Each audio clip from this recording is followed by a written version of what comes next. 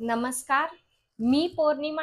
आपल्या चॅनलच्या अजून एका नवीन व्हिडिओमध्ये आपलं मनापासून स्वागत. मौसम कोणताही असो, जेव्हा आपण आपल्या पायांना, हाताला, चेहऱ्याला जेव्हा कोरडं-कोरडं बघतो, म्हणजेच आपल्या पायाची, हाताची, चेहऱ्याची त्वचा जेव्हा ड्राय होते, चेहऱ्यावर पिंपल्स, डागधब्बे झाले असतील, तेव्हा आपल्याला काय वापरावं सुचत नाही. तेव्हा नॅचरल अशी औषधी वनस्पती आपल्या या समस्यावर खूपच रामबाण अशी काम करते. पण आपल्याला दररोज फ्रेश अलोवेरा जेल वापरणं शक्य होत नाही किंवा ते लावल्यानंतर एक प्रकारचा चिकटपणा जाणवतो. पण तेच जर आपण अलोवेराचं जेल वापरलं तर ते वापरायला देखील सोपं जातं. पण हे अलोवेरा जेल घरच्या घरी नॅचरल पद्धतीने कसं बनवायचं ते आपण या व्हिडिओमध्ये बघणार आहोत. पण त्या अगोदर जर तुम्ही चॅनलला नवीन असाल, अजूनपर्यंत सबस्क्राईब केलं नसेल तर सबस्क्राईब करा व बेलचं बटनही दाबून ठेवा, म्हणजेच मी तुमच्यासाठी असेच नवनवीन व्हिडिओ घेऊन येत असते त्याचं नोटिफिकेशन तुम्हाला सर्वात आधी मिळेल. चला तर मग आपण व्हिडिओला सुरुवात करूया. आपल्या आजूबाजूला किंवा कुंडीमध्ये ॲलोवेरा असतो, त्याची ही पानं आपण तोडून याला स्वच्छ अशी करून याचा जो पिवळा पार्ट आहे ते निघून जाण्याकरता याला अशा प्रकारे आपण उभं करून ठेवायचं आहे.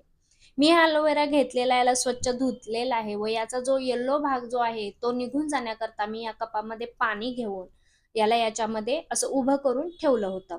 आता हा आपला पिवळा जो पार्ट आहे तो निघून गेलेला आहे.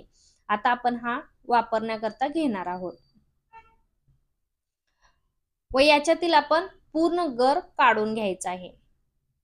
त्याकरता आपल्याला पहिल्यांदा याची स्किन काढून घ्यायची आहे. आता ही स्किन काढण्यासाठी आपल्याला योग्य अशी ट्रिक आपण वापरणार आहोत. तुम्ही बघू शकता हे बटाट्याचं पिलर आहे व या पिलरच्या साहाय्याने आपण व्यवस्थित अशी स्किन काढून घेणार आहोत. पण हा जो अलोवेरा आहे व या अलोवेराचा पाठीमागचा भाग आहे, त्या भागाची स्किन आपण या पिलरने व्यवस्थित अशी काढून घेणार आहोत.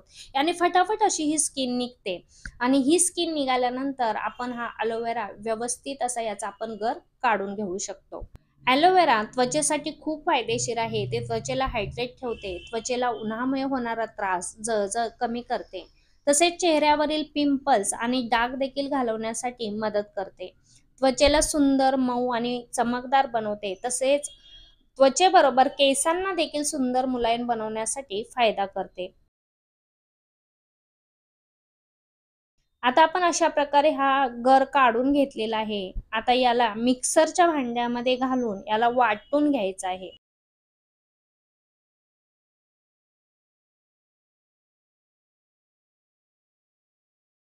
तुम्ही बघू शकता याला आपण मिक्सरच्या भांड्यामध्ये घालून अशा पद्धतीने याचा ज्यूस तयार करून घेतलेला आहे व याला आपण एखाद्या गाळणीच्या किंवा एखाद्या कपड्याने वस्त्रगाळ करून घेतलं तरी देखील चालेल. मी या गाळणीने या रसाला गाळून घेत आहे.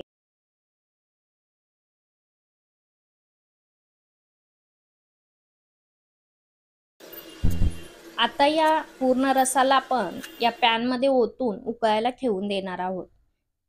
उकळत असताना हा जो फेस आहे तो आपण काढून घ्यायचा आहे. तुम्ही बघू शकता हे छान असं उकळलेलं आहे व याचा आपण जो फेस निघतोय तो आपण व्यवस्थित काढून घ्यायचा आहे, जेणेकरून आपलं जेल हे ट्रान्सपरंट होईल.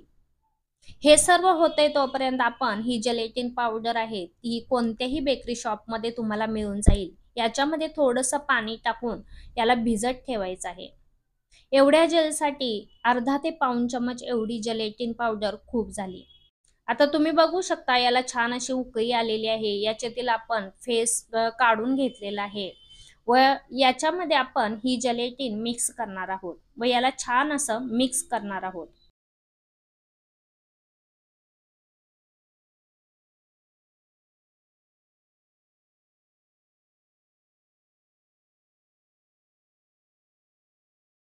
व याच्यामध्ये आपण चिमूटभर हळद पावडर टाकणार आहोत.